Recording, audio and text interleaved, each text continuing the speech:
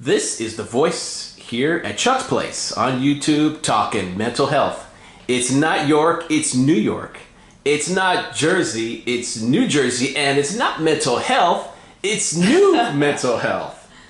Right now, we're going to have somebody tell us about the 3 don'ts and 3 do's of the Lewis approach. So you get a better feel and flavor of what do you actually do when you do this Lewis approach. So let me turn control of the show over to one of our hosts.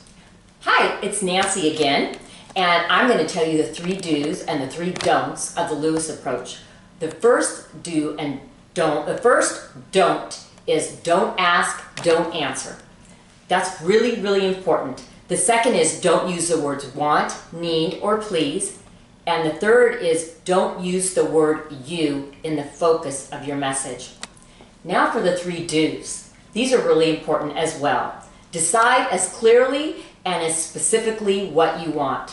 And I think this was the hardest thing for me, was deciding what I want. So if you have a hard time with that, that's okay, but you need to decide.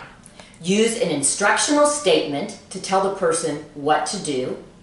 Okay, that's really, really important. And the third thing is immediately use the words, I'd appreciate that. And that came pretty easy for me because I do appreciate most people for what they do for me. All right, that's fantastic. So now that we have what the 3 don'ts and the 3 do's are, one of the things I always question is why? Why are we doing it that way? So let me ask Chuck. So when Nancy went through the 3 don'ts and the 3 do's, let's go through those each just for a few seconds. So when you said, when you came up with the 3 don'ts and 3 do's, don't ask, don't answer questions. Now, why is that so important? I mean, why can't we ask questions? What's the deal with the not asking questions business?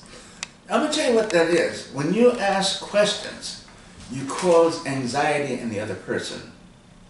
And so it triggers their adrenaline, causing them to get anxious and suspicious of you. So when you want they're going to know why do you want it.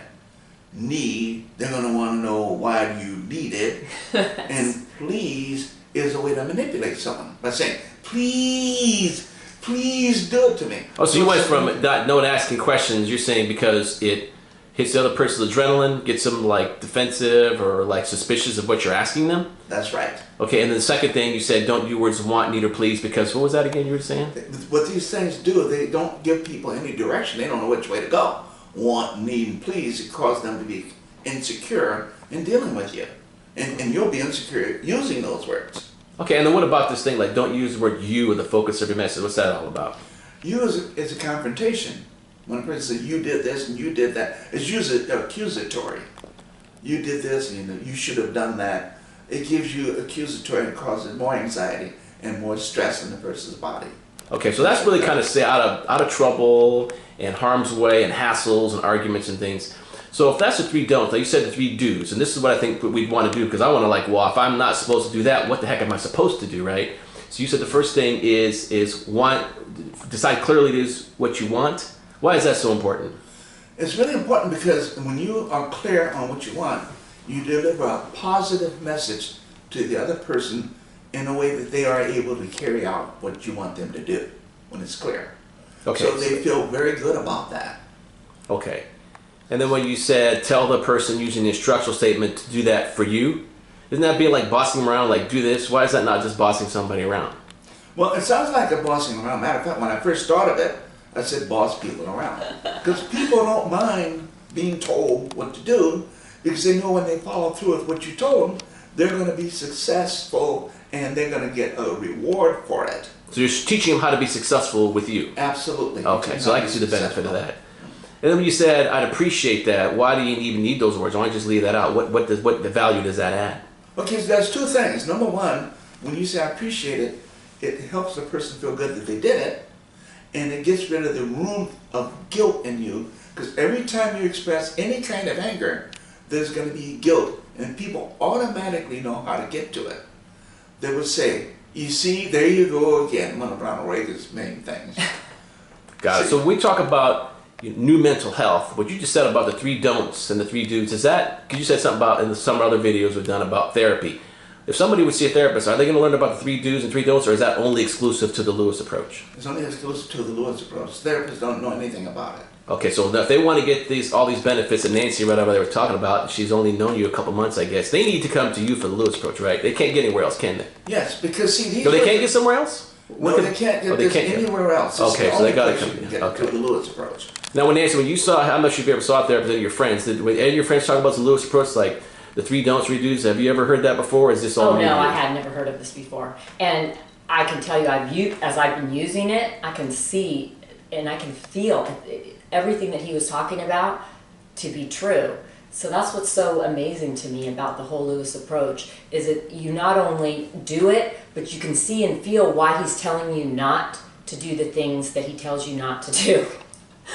You know that it's not helping us the way that we've been doing it. The old medical model is not working. Wow, so that means you're actually using something that's working right now. Right now, yes. Now, how long have you been doing the Lewis approach? Have you done this for years? You just start? Oh no! I started in October. So what month the end is it of right October. now? What month is it right now? It is January, so it's been couple about months. 3 months. 3 Yeah. months. And Yeah. so in your time, so I guess you're on a course to be a certified trainer? Yes, and that includes Thanksgiving and Christmas, which we couldn't do any classes or training during that time. So I would say it's probably about 8 weeks, 7 weeks time I've had, and it's been an amazing journey. And what's been your biggest success story? I mean, other situations, I'm sure you had a chance to apply it in your life. And those 2 or 3 months you've been doing, what's the biggest success story you've had using the Lewis approach, and what impact has that had on your life? Oh, What did it do for you? amazing. I was actually in Texas visiting my daughter, and she had been having a problem with, she was picking up a lady and taking her to grocery shopping every week. And she had parked in a place that had made it impossible for one of the tenants at this apartment building to get out. So she was very rude to my daughter the first week. And then my daughter helped the lady to the car and put her in, and they left. When they came back, the lady verbally attacked my daughter. The next week that my daughter came to pick up this lady to take her to the grocery store, the lady came out of her apartment. Even though her car wasn't blocked in, she verbally attacked my daughter again. And when my daughter brought her back, she again verbally attacked my daughter. And my daughter is a very peaceful person. She's always been a peacemaker, and she wasn't comfortable confronting this woman. So before I had arrived from Texas, she had mentioned it on the phone. I arrived the following week, and she said, "You're coming with me today to the apartment building. I want you to see what I've been dealing with for the last 3 weeks." So she came. I came with her to the building, and I was sitting in the car, and I was actually studying my Lewis approach because it was in the end of October, and I was, reading through the pages as she went in to get this lady. October, you just started then. I had just started. Wow. And she says, "I'm going in, to get the lady." And so she got the lady, and they came out. The other lady that had been attacking them verbally came out of her apartment, and she started screaming at my daughter. And my daughter and the woman got into the car, and my daughter goes, "Are you listening to this, mother?" And as a mother bear, I was livid. I was like, "What?" And so she said, "I don't know how to deal with this." And I said, "Well, I know how to deal with this. I'm studying the Lewis approach." So I got out of the car, and I walked over to this woman who was screaming every vulgarity at me. I've never heard so many curse words in my life, and telling me she wanted to beat the crap out of us and so forth. And I asked her, "Tell me why you're saying that." I used my Lewis approach. Mm-hmm. She stood there for a second, dumbfounded. She didn't know what to say to me at first, but I continued. And as she continued to accelerate it, I continued to bring it back down. And it went on for probably a brief couple of minutes. She stopped yelling at me. Wow. I turned and I looked at her and I said, "I understand what you said." And I walked to my car. We got in the car, and my daughter and the lady that she was picking up, they started clapping, telling me, "Oh, you're a hero, you're so amazing, blah, blah, blah, blah, blah. We've been dealing with this for 3 weeks now." And I was like, "Oh, brother, this isn't going to make a difference." But it literally did. Since that day, and it's now January, the woman, my daughter goes every week to pick up this lady to take her for her groceries. She parks in the same place that she parked. When the lady yelled at her, She has finally stopped yelling. So whatever I said, it must have changed, or it must have done something to help her to change her thought process, because she no longer comes out and yells at my daughter anymore. And for me, that's a blessing, because I was very hurt someone would yell at my daughter for doing a good deed the way that she was yelled at and treated. So make out this straight. You went from California Yes. to Texas, and you'd only been in the Lewis Approach for a month. Yeah. You went out of state, and you talked to a stranger who was hostile to you and your daughter, and you did it one time. I got a permanent fix, and it's been Yes. fixed ever since. So that one time, Yep. Amazing. I'm some hero in Texas now. You're a They hero in love it. Texas. It's like, oh, brother. With the Lewis but Approach, that is amazing. It's I the haven't heard Lewis that. approach. Wow. All right, well, we're going to let Chuck finish this off here, because I know everybody's got a lot of stuff going on. But what do you got something to say on that one? I just want to say this. You see, that lady was doing all this yelling because she had some needs to get met. Needs getting met. And what Nancy said to her allowed her to get those needs met, so she no longer had a need to come out and yell. It's that simple with the Lewis Approach. Awesome. Well, we're going to end this right here.